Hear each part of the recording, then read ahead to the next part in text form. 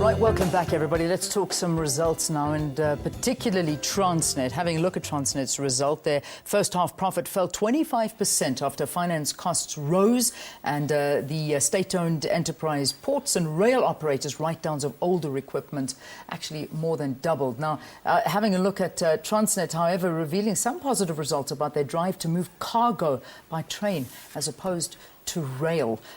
We've got, since 2006, containers on rail have grown 109% over the period, taking 525,000 trucks off of South Africa's roads per annum and recording 127,000 tonnes in carbon emission reduction. For more on this story, we're joined in studio by the Group Chief Financial Officer of Transnet, Anoj Singh. Good to have you. Welcome to the programme. Thank you. In general, your results, we're seeing the profit dropping by 25%.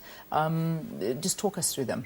I think they're generally very positive results given the economic circumstances we find ourselves in currently, with the economic growth forecast at 1.4%. EBITDA, which is the prime profit indicator for us at Transnet, growing 6% year on year. The drop in profits was wholly expected from a Transnet perspective. It was not that it was unexpected. With the massive capital expenditure program that we've undertaken over the last 3 years, in spending about 80 billion in infrastructure development over the last 3 years, you would expect that there would be higher depreciation charges that actually come through the income statement, as well as higher financing costs as a result of the funding that we raised to actually execute the capital program. Yeah, I read in your statement saying that the company is financing the investment by tapping local and foreign debt markets. Now, this is Transnet's 2 years program to improve links and port capacity. Yes. Talk to me about that. Yes, I think from a Transnet perspective, we've got about 100 billion rand worth of debt on the balance sheet currently. Of that 100 billion, I think there's only about 3 billion or so that's supported by government guarantees at this stage. For the balance of the debt that we've raised, 97 odd billion, we've done that without government guarantees, which actually requires us to access the debt capital market domestically as well as internationally. We also use what's called export credit agencies, as well as developmental financial institutions to support our funding. Yeah, I think the big move from Transnet is really the development of rail and revamping of the rail. How are we doing? How much more are you expected to push forward on this? I think the capital expenditure program is 300 billion over the next 7 years, 312 billion to be more exact over the next 7 years. 200 and probably 210 of the 312 billion is actually going to be spent on rail.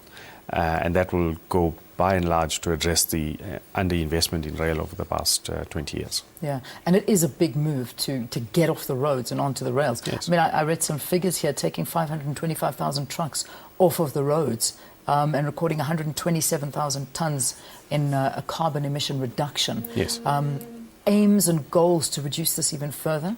I think over the 7 years, our aim is to actually double our market share of containers on rail to probably over 1 million, probably around 1.1 million containers on rail by the end of the 7 years, which is 2019. Yeah, this increase in operation. What are we looking at in terms of job creation? Well, the capital expenditure program is expected to create about between 280 and 300,000 jobs, create and sustain direct and indirect jobs in the economy over that period of time. Okay, well, that's a really good thing. In terms of revenue growth, let's talk about that. Revenue growth for the 6 months ended September was in the region of about 6% as well. And that was pretty much driven by, as you say, the significant increase in road to rail migration of automotive and containers on rail, as well as coal and iron ore exports as well. Okay, coal lines? Coal line is increased its volume by about 4% or so, 4.4% over the prior year.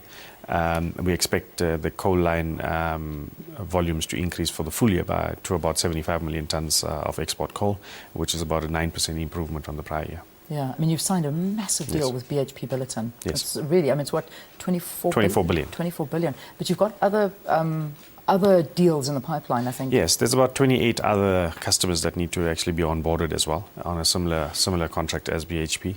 We anticipate that to be completed by the end of this quarter.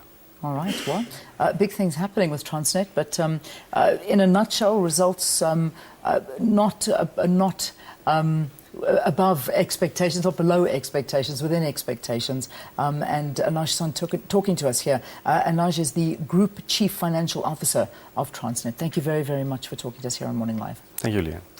All right, the time now is 21 minutes past 7 here on the program. It's time to get you a traffic update. Rob